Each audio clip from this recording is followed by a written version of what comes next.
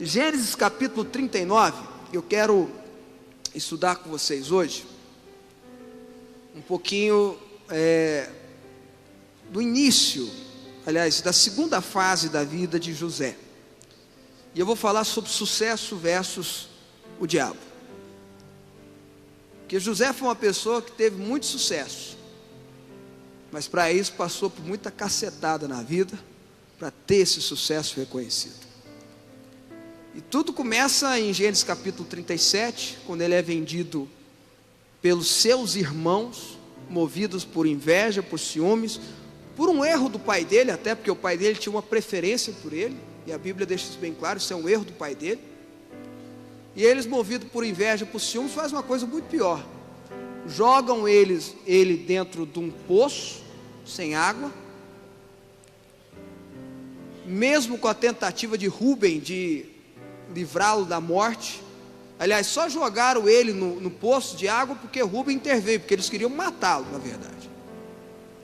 Depois que joga no poço, Rúben sai de perto, a Bíblia diz isso. Os outros irmãos vão lá, uma ideia brilhante de Judá, pega José e vende a eles para os midianitas. E esses povos, que eram mercantilistas, né? Não sei se a expressão está certa, vendem ele para Potifar, comandante do exército de Faraó. E lá na casa de Potifar, olha o que aconteceu. José foi levado ao Egito. A Potifar, oficial de Faraó, comandante da guarda egípcio, comprou dos ismaelitas, medianitas, não, ismaelitas, perdão, que o tinham levado para lá. O Senhor era com José, que veio a ser homem próspero, e estava na casa do seu senhor egípcio. Verso 3 e 4. Vendo Potifar que o Senhor era com ele, e que tudo que ele fazia, o Senhor prosperava em suas mãos, logrou José mercê perante ele, a quem servia, e ele pôs por mordomo de sua casa, e lhe passou às mãos tudo o que tinha. Verso 5. E desde que o fizera mordomo de sua casa, e sobre tudo o que tinha, o Senhor abençoou a casa do egípcio, a casa de Potifar, por amor de José. A bênção do Senhor estava sobre tudo o que tinha, tanto em casa como no campo. Olha aqui para mim agora. Olha só o que a vida levou José. José, vendido como escravo, chegou na casa de Potifar. Potifar viu que ele era um cara capaz, era um cara inteligente, era um cara que daria resultado, colocou tudo na mão dele, a administração da casa dele na mão de José, porque ele tinha que administrar o exército de Faraó. E a Bíblia diz que José, por amor de José, o amor que a graça e a presença de Deus tinha na vida de José, o sucesso de José contagiou toda a casa. Potifar começou a ficar rico, começou a prosperar, não tinha preocupação nenhuma, cuidava de José com total zelo. José era um homem de sucesso, mesmo vendido como escravo. Ele já fazia sucesso em casa, por isso que os outros tinham inveja dele. Vendido como escravo, que chega lá, começa a administrar a casa de Potifar, começa a ficar rico, começa a fazer as coisas prosperarem, por causa da sua inteligência, por causa da sua competência.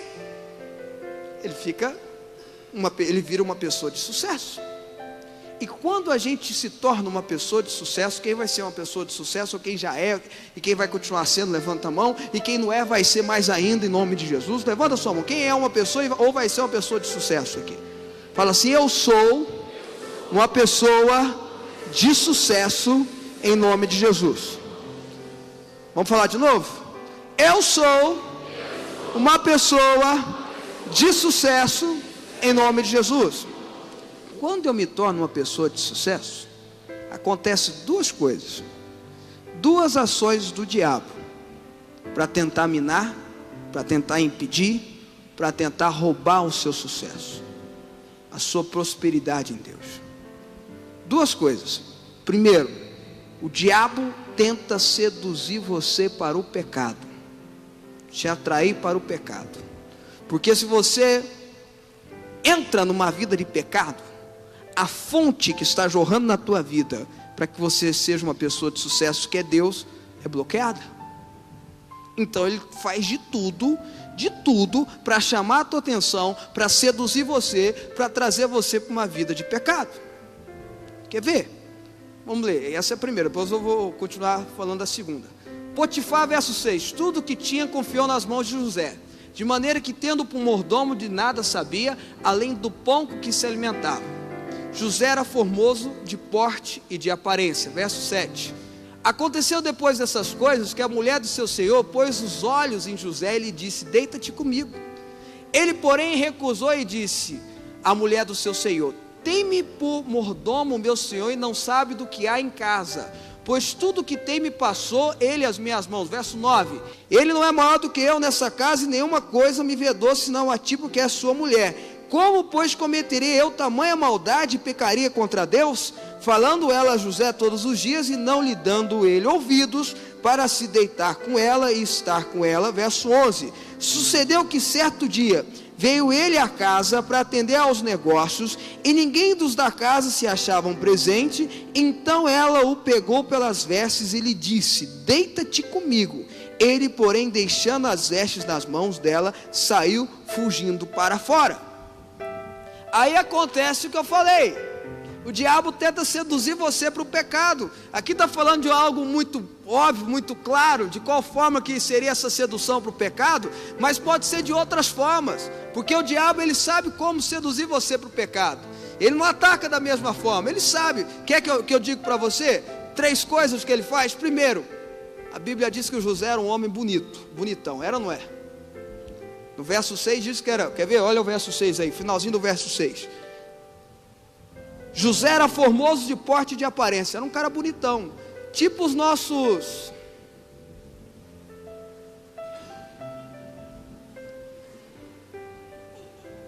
tipo o interior das pessoas aqui, dos rapazes aqui, bonitão. Primeira coisa, o diabo tenta seduzir você para o pecado usando o que você tem.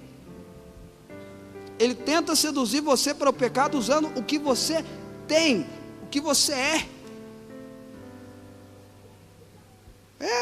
Graças a Deus eu sou feio, aleluia. Ele tenta seduzir você. Eu estou falando de beleza, mas não é só isso, é o que você tem. Ele tenta pegar o instrumento de você para te seduzir para cá, para o pecado.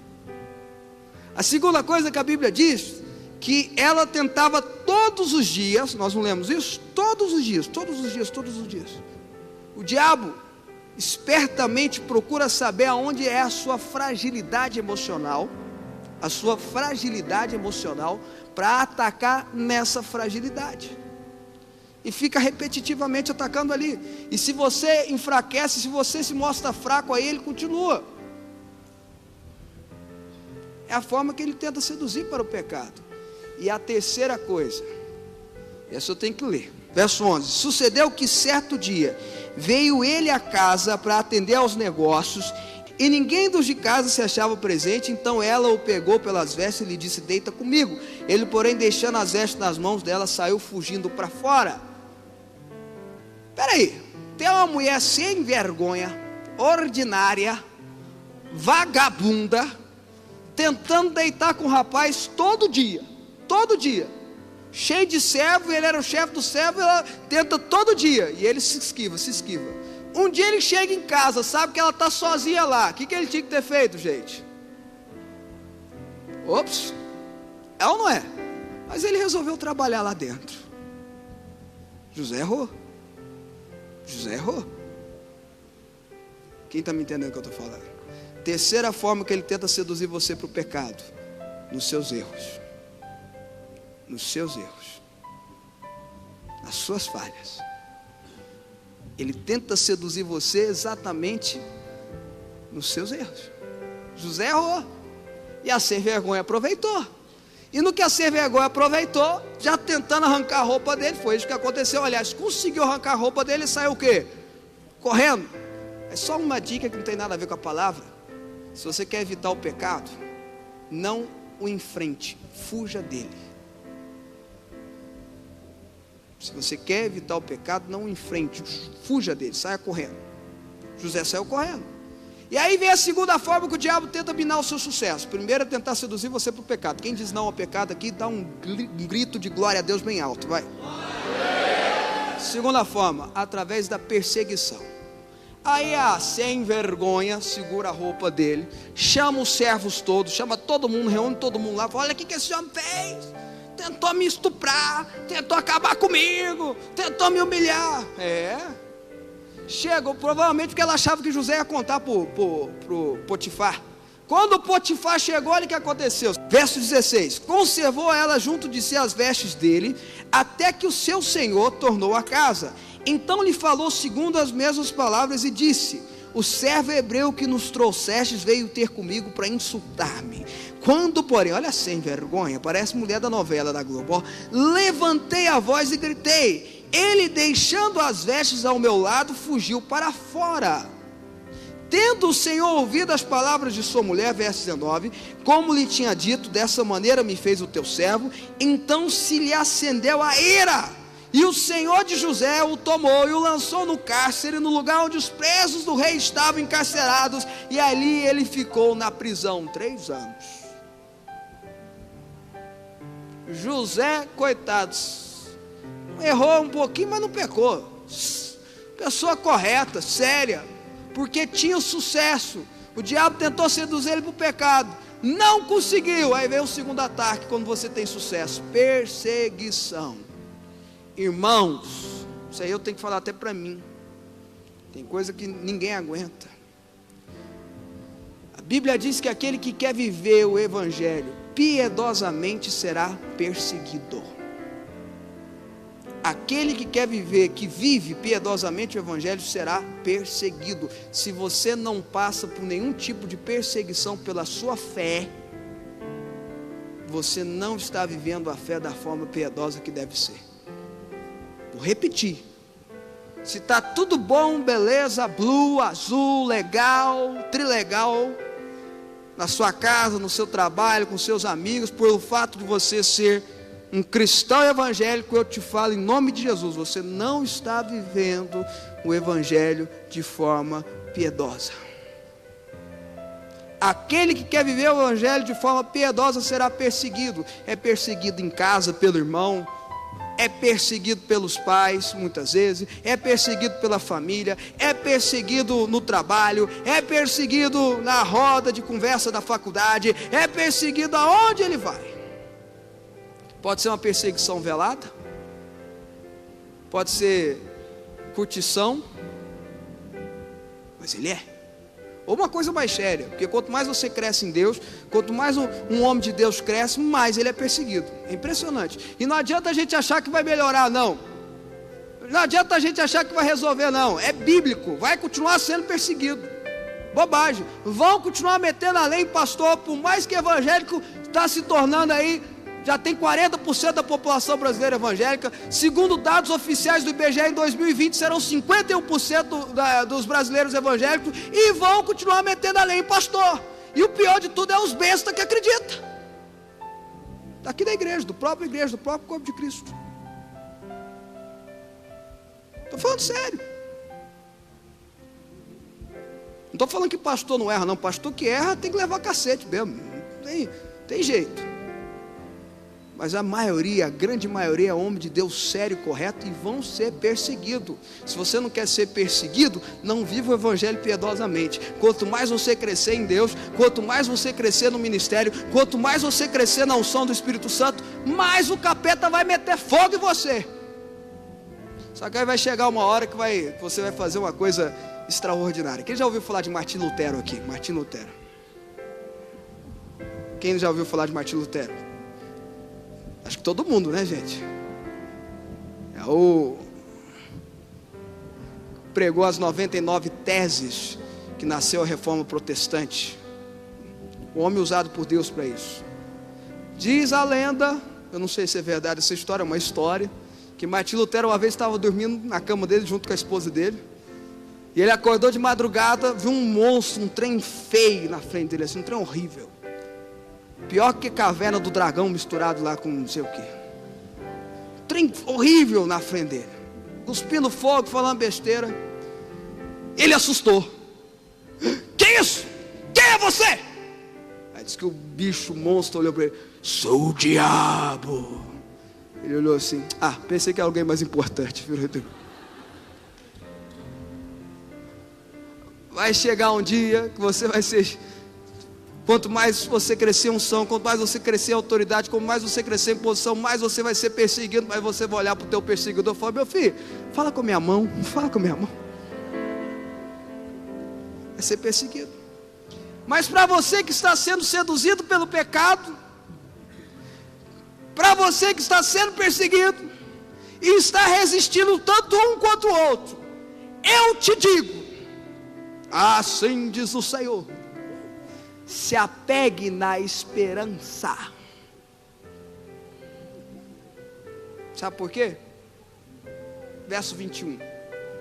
O Senhor, porém, eu gosto desses porém, todavia, tratando da Bíblia, com José lhe foi benigno, e lhe deu mercê perante o carcereiro, o qual confiou às mãos de José todos os presos que estavam no cárcere, e ele fazia tudo quanto se devia fazer ali. Verso 23, e nenhum cuidado tinha o carcereiro de todas as coisas que estavam na mão de José, porque o Senhor era com ele, e tudo que ele fazia o Senhor prosperava. José fez a cadeia prosperar. José fez a cadeia prosperar. O Senhor era com ele. Se você resistir ao ataque do diabo, seja de qual direção que ele vier, seja da sedução para o pecado, seja tentando te perseguir, tentando fazer você ficar quieto, tentando fazer você se acanhar, não ir para frente, escuta, resista, se apegue na esperança, que mesmo que ele te coloque na cadeia espiritual, lá o Senhor será contigo. E aí, você conhece o final da história de José? Eu já disse que ele ficou preso. Revelou um sonho dos dois cabras lá. Os dois cabras contaram para Faraó. Aliás, os dois cabras não, um morreu, né? O outro contou para Faraó. Faraó mandou trazer José. José já tinha uma barba desse tamanho, um cabelo daquele jeito, não tomava banho não sei quanto tempo, não comia direito. Antes de falar com o Faraó, o que fizeram com José? Deram um banho nele, cortaram a barba dele, arrumaram o cabelo dele, botaram uma roupa nova nele. Já começou daí. E trocando os miúdos, José foi lá, revelou o sonho de Faraó. Faraó nomeou ele governador de toda a terra do Egito. Governador da terra de todo o Egito, pastor Wilson Júnior. Só Faraó estava acima dele, Faraó já estava velho, quem mandava mesmo era José. Tornou primeiro-ministro de todo o Egito. Meu amigo, só um segredinho, posso? Segredinho bíblico. Qual que era a função de Potifar mesmo? Chefe do exército, chefe da guarda pessoal de Faraó. José virou chefe de Potifar. José virou chefe de Potifar. Aí eu fico imaginando Faraó organizando aquele jantar maravilhoso, reunindo todos os poderosos do exército, e Potifar chegando com a sem vergonha da esposa dele, entrando naquele lugar, aquele hall grande, todo mundo olhando para Potifar e José lá em cima, lá na frente. Potifar tem que falar: Senhor José. E a sem vergonha: Seu José, se apegue na esperança. Se apegue na esperança, porque tu ainda vai virar chefe de quem está te perseguindo. Se apegue na esperança. Resista ao que o pecado está tentando te seduzir. Se apegue na esperança. No final das contas, ganha quem é mais forte. Bispo, mas quem me persegue é o dobro de mim.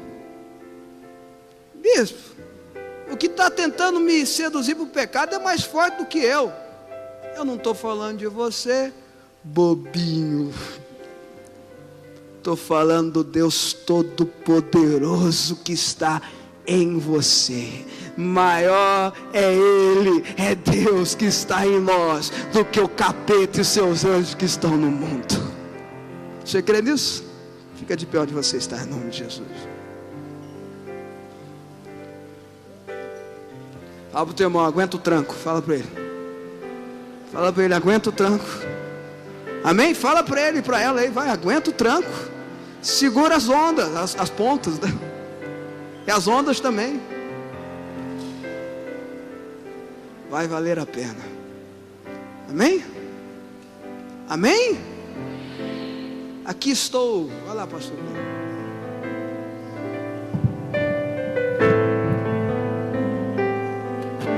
Aqui estou, humilhado por tua majestade, coberto pela graça que me livra. Aqui estou, sabendo que sou pecador, Lavado pelo seu sangue.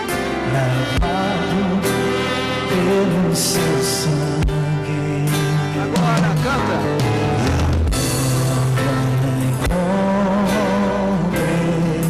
Amor maior que eu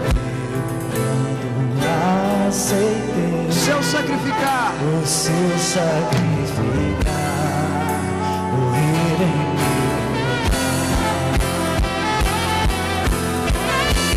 Vai valer a pena.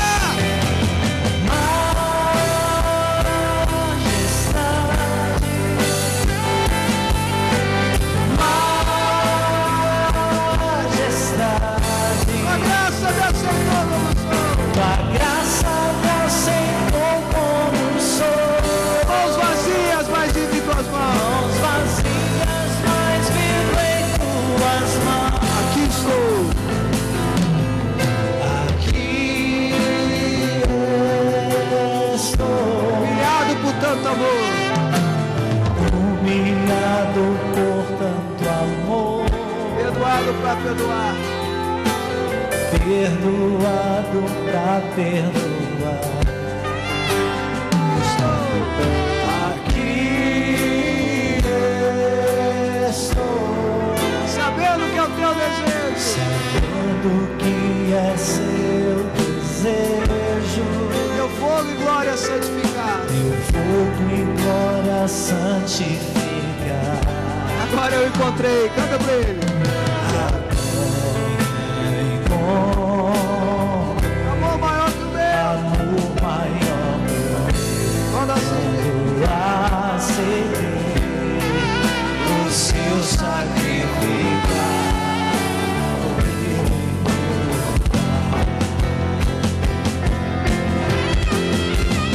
Majestade.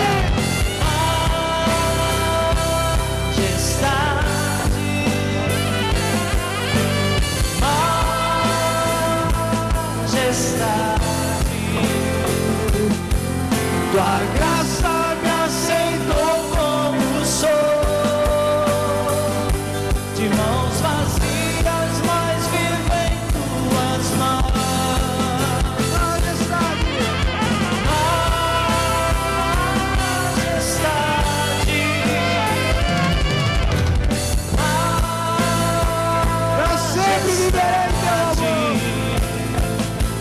pra sempre viver em teu amor,